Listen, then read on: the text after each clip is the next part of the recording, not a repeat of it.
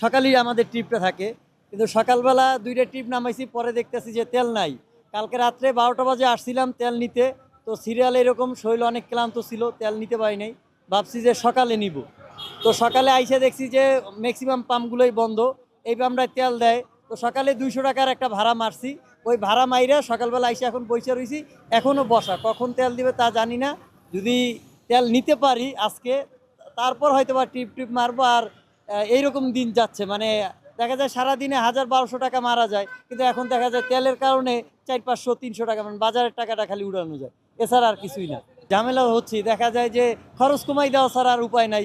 আর সরকারের দিকে তাকাই আছি, সরকার এখন কি করে আমাদের জন্য। না, এটা পাম্পওয়ালারা কোনো মানে নির্দিষ্ট কোনো সময় দিচ্ছে না, বা পাম্পওয়ালারা ওইরকম কোনো সিকিউরিটিও দিচ্ছে না। তারা দেখা যায় মন চায়, এক কথা হয়েছে যে তারা একবারে গাছাইরা দিছে।